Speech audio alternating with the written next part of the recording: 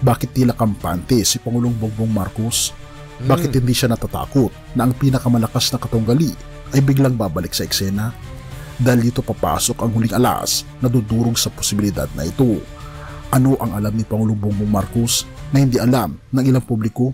Alam niya hindi lang si VP Sara ang target ng impeachment. Teka lang, bago tayo dumakaw dyan sa exciting part, mga utol, nauna na, no? Nauna nang nagkaroon ng ingay, natatakbo si President Rodrigo Roa Duterte bilang senador, 'di ba? Last year yata yun umingay, pero parang hindi natuloy dahil syempre dapat nakapag-file na kung tatakbo ngayong midterm election bilang senador. Pero eto gusto ko bago tayo tumako doon kung anong alas.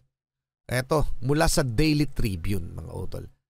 Sabi ng Daily Tribune, has Duterte run out of cards? Ubus na ang baraha, no? Pure desperation. Solons describe plan for 2028 comeback.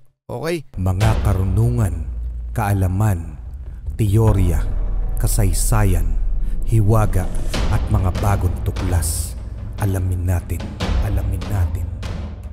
Another interesting topic, mga utol. Ano nga ba ito? Ayan, akala nila may alas pa sila. Ang hindi nila alam, matagal na itong nasa plano ni PBBM. Ano nga ba ito? Yan ang ating aalamin mula sa iyong araw. Paki-subscribe siya, paki-like na rin yung video. Game na, mga utol.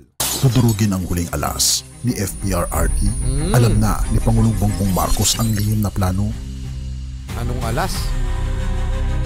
Seryoso raw na kinukonsidera ni Vice President Sara Duterte ang pagtakbo sa 2028 presidential election. Wala pa tayo dati dyan. But nasabi ko naman di ba, paulit-ulit kung we are seriously considering that. But it's difficult to decide without numbers. So, kailangan malaman yung surveys and numbers. Sa next year pa yun. Alam mo ba kung paano mababago ang kasaysayan ng Pilipinas sa isang iglap? Isang maling galaw lang. Isang desisyong hindi inakalang babalik sa kanila. At boom, magugulat ka na lang sa resulta. Pero teka, paano kung sabihin kung may isang plano na matagal lang nakalatag? Isang hakbang na maaring baguhin ang buong takbo ng politika. Ang mas nakakagulat, alam ito ni Pangulong Bongbong Marcos at mas lalong alam ito ni Pangulong Duterte. Bago natin ipagpatuloy, kaibigan, siya nga pala ang Great Controversy na isa sa mga pinaka-kontrobersyal na libro dahil tumutukoy ito sa mga propesiya sa libro ng Daniel at Revelation na nagaganap na sa panahon natin ngayon. Bago ang pagdating ng ating Panginoon ay pinamimigay na namin ng libre sa pamamagitan ng PDF. At ito ay nasa limited lamang na panahon. Kaya i-click mo sa description sa baba upang ma-avail mo, kaibigan, ang napaka-importanteng libro ito na magbubukas sa iyo sa mas maliwanag mong hinaharap. Purihin ang ating Panginoon Diyos at tayo magpatuloy. Ang tunay na pakay ng impeachment. Sa ibabaw, mukhang simpleng laban lang ito para sa kapangyarihan. Ang impeachment kay VP Sara Duterte na kung magtatagumpay ay magre-resulta sa perpetual disqualification mula sa pagtakbo sa anumang posisyon sa gobyerno. Kung tutuusin, tila tapos na ang kwento rito. Wala nang Duterte sa 2028. Tapos na ang dynasty. Tama. Mali.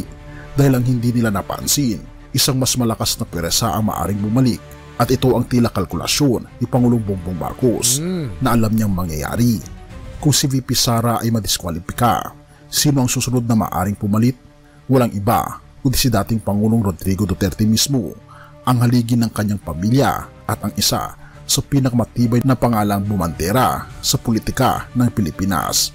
Pero bago tayo magtanungan italakayin yan ukol sa sambayan ng Pilipino, palagay nyo ba nararapat lamang yung impeachment trial? Yun yung gusto ko itanong sa taong bayan, sa ating lahat ng mga Pilipino. Palagay nyo ba tama lamang na ipagpatuloy yung impeachment trial para kay VP Sara Duterte? Sige, i-comment nyo muna bago tayo dumako dito sa allegedly kung ano pa man na pagtakbo di umano ni Digong. May papakita akong article sa inyo mamaya. Tuloy muna natin. Pa-comment ang inyong opinion Yung... Pero teka, hindi ba bawal lang tumakbo ulit ang isang dating Pangulo? Hindi raw. Ayon kay dating House Speaker Pantaleon Alvarez, malinaw sa 1987 Constitution na re-election lang ang ipinagbabawal. Kung siya ay sitting president at tatakbo muli, yun ang labag sa batas. Pero si Duterte ay hindi na presidente. Ibig sabihin, kung gugustuhin niya, pwede siyang bumalik sa Malacanang.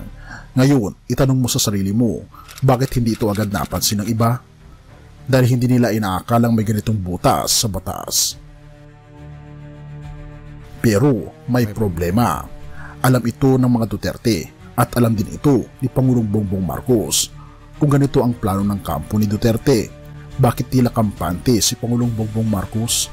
Bakit hindi siya natatakot na ang pinakamalakas na katunggali ay biglang babalik sa eksena? Dahil dito papasok ang huling alas na dudurog sa posibilidad na ito. Ano ang alam ni Pangulong Bongbong Marcos na hindi alam ng ilang publiko? Alam niyang hindi lang si VP Sara ang target ng impeachment. Teka lang, bago tayo dumakaw dyan sa exciting part, mga utol, nauna na, no? Nauna nang nagkaroon ng ingay na tatakbo si President Rodrigo Roa Duterte bilang senador, 'di ba? Last year yata yun umingay, pero parang hindi natuloy dahil syempre dapat nakapag-file na kung tatakbo ngayong midterm election bilang senador. Pero eto gusto ko bago tayo tumako doon kung anong alas. Eto, mula sa Daily Tribune, mga utol. Sabi ng Daily Tribune, no? Has Duterte run out of cards? Ubus na ang baraha, no? Pure desperation. Solons describe plan for 2028 comeback. Okay? It's evil, I think, that we can just fool the people with misinformation when our Constitution strictly prohibits the re-election of a president. Hindi naman re-election nilinaw na yan. Ang bawal nga po, yung presidente ka, tapos tatakbo ka ulit bilang presidente. Bawal yun sa ating konstitusyon, sa ating batas. Pero yung hindi ka na presidente, pwede siyang tumakbo. Okay?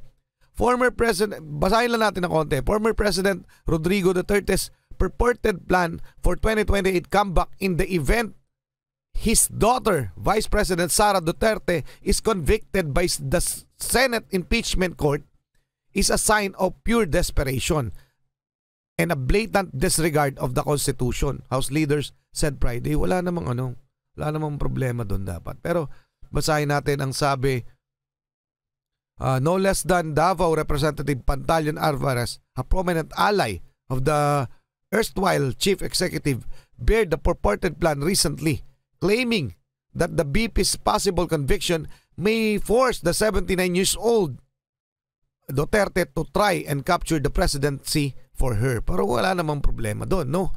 Ang tanong na lang, kung mananalo ba? This is the most desperate plan I ever seen. It shows they've run out of cards to play. Okay? Sabi yan ng House Deputy Majority Leader Paulo Ortega. Okay? So, hindi ko na babasahin ng buo, pero noting that it would be difficult for the Dutertes to capture the highest post as the public is now well aware that they are pro-China.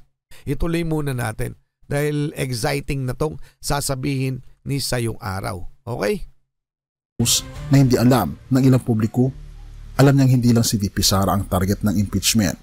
Alam din niyang si FPRRD mismo ang susunod kung may mga kaso nang hinahanda laban sa dating Pangulo at kung may ebidensyang sapat para siya ituluyang maparusahan, ano ang magiging epekto?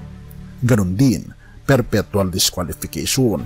Kapag napatunayan ang kanyang pagkakasala sa isang kaso na may ganitong parusa, mawawala ang kanyang karapatang muling tumakbo at ito ang magiging punto de peligro ng mga Duterte.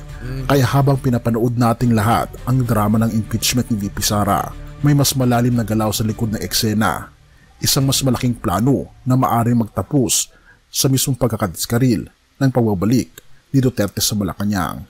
Ngayon, naisip mo ba kung bakit tahimik lang si PBBM? Bakit tila hindi siya nagmamadali na protektahan si VP Sara? Dahil maaaring hinahayaan niyang matupad ang plano ng kabilang kampo. Alam niyang sa huli, hindi rin ito magtatagumpay. At kapag dumating ang oras na iyon, sino na lang ang matitira? Ano sa tingin mo? Duterte 2028 o Duterte disqualified forever? Pero kung sakali man, Ito ang aking tanong. Kung sakali man nga, kung sakali na si ex-President Digong tumakbo bilang presidente ulit sa 2028 election, palagay nyo ba ay mananalo? Depende siguro sa katunggali kung sino yung pambato ng kabila. Siguro ganon, no? Pero aminin natin o hindi, hanggang ngayon, napakalakas pa rin ng supporters ni President Digong. Pero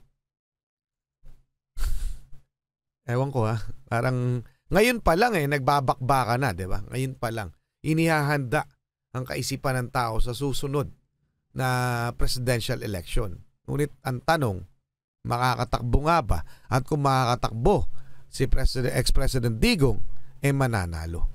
Ano nga ba? Pa-comment ninyong opinion, tuloy na muna natin. Have mercy, O God.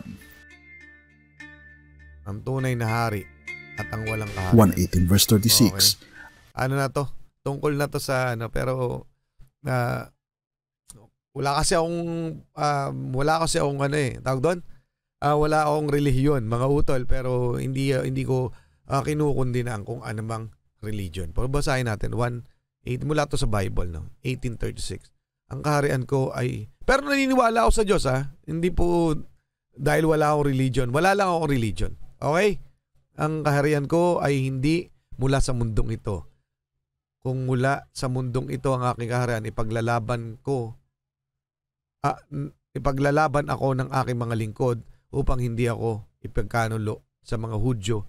Ngunit ang aking kaharian ay hindi mula rito. Okay, mula sa 1:18:36. Pero kailangan ko ang inyong opinyon hinggil sa di umanong posibleng pagtakbo ni President Duterte sa 2028 presidential election. Pa-comment. Maraming salamat sa iyo sa iyong araw. Maraming salamat sa inyo. Muli ako Stargate Achilles, Hindi of the Real South Production. Okay, nagpapasalamat sa walang sawa niyong pagsuporta. Kayo mag-iingat. Keep safe. God bless. Saludo po sa inyo lahat. Maraming salamat po.